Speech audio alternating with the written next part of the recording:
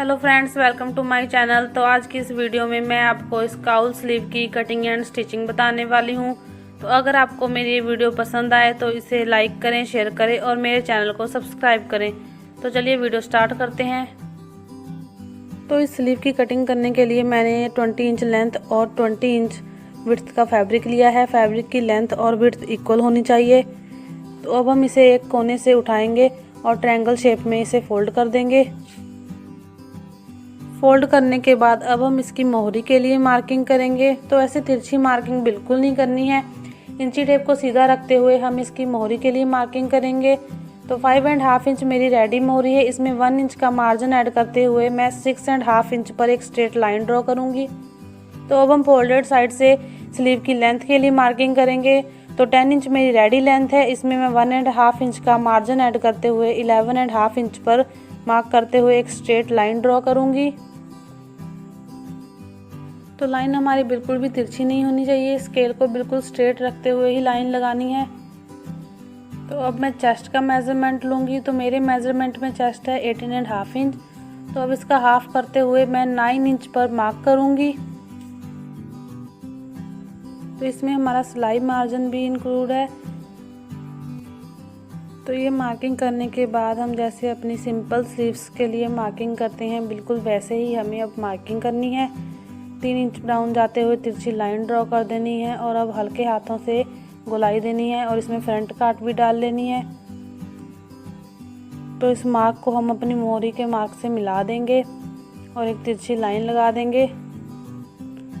अब हमें top part पर 1.5 इंच पर एक स्ट्रेट लाइन ड्रॉ करनी है। तो इस मार्क को हमने जो 3 इंच पर मार्क किया था उस मार्क के साथ मिलाना है। तो बिल्कुल हल्के हाथों से गोलाई देते हुए हम इस मार्क को 3 इंच के मार्क के साथ मिला देंगे। तो अब हमारी मार्किंग कंप्लीट हो चुकी है। अब हम अपनी स्लीव्स की कटिंग करेंगे। तो दोनों स्लीव्स को हम एक साथ ही कट कर लेंगे। सबसे पहले हम मोहरी की कटिंग कर लेंगे। उसके बाद जो हमने 1.5 इंच पर मार्क किया था उस मार्क से जो हमने गोलाई दी थी उस गोलाई पर कटिंग कर लेंगे और टॉप पर नोचेस भी लगा देंगे। तो अब हम अपनी स्लीव्स को ओपन कर लेंगे।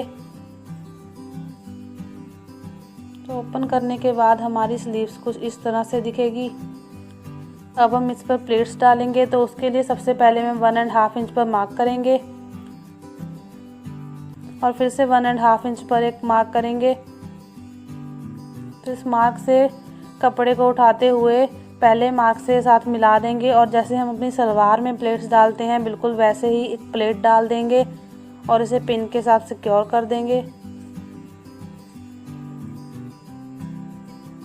अब हम फिर से 1.5 इंच पर मार्किंग करेंगे और इस मार्किंग से कपड़े को उठाते हुए फिर सेम ऐसे ही प्लेट्स डाल देंगे और इसे भी पिन के साथ सिक्योर कर देंगे। तो ऐसे एक साइड पर हमारी टोटल 5 प्लेट्स आ जाएंगी। अब हम सेम दूसरी साइड भी ऐसे ही करेंगे। 1.5 इंच पर मार्क करेंगे, फिर अगेन 1.5 इंच पर मार्क करते हुए प्लेट्स डाल देंगे और इसे पिन से सिक्योर कर लेंगे। इसी तरह से करते हुए हम दूसरी साइड भी सेम 5 प्लेट्स डाल देंगे। तो हमारी प्लेट्स डल चुकी हैं। अब हम इसकी स्टिचिंग करेंगे। तो सबसे पहले हम अपनी प्लीट्स पर स्टिच लगा लेंगे। तो स्टिच लगाने के बाद अब हम इस स्लीव को नॉर्मल स्लीव की तरह ही शोल्डर के साथ अटैच कर लेंगे, जैसे हम अपनी नॉर्मल स्लीव्स को अटैच करते हैं बिल्कुल वैसे ही इसे अटैच करना है। तो ये स्लीव अटैच होने के बाद कुछ इस तरह से दिखेगी। ये है इसकी फ्रंट से लुक और ये बैक से। तो अब हम इसकी मोहरी की फोल्डिंग करेंगे। तो जैसे हम अपनी सिंपल मोहरी की फोल्डिंग करते हैं बिल्कुल वैसे ही इसकी फोल्डिंग करनी है। आप चाहें तो इस पर लेस भी अटैच कर सकते हैं। तो मैंने इसकी मोहरी पर ये लेस और गोटा पट्टी अटैच की है। अब हम इसकी साइड को भी स्टिच कर देंगे। तो साइड स्टिच होने के बाद ये है इस स्लीव की फाइनल लुक। आई होप आपको मेरा ट्यूटोरियल पसंद आया होगा। Thanks for watching.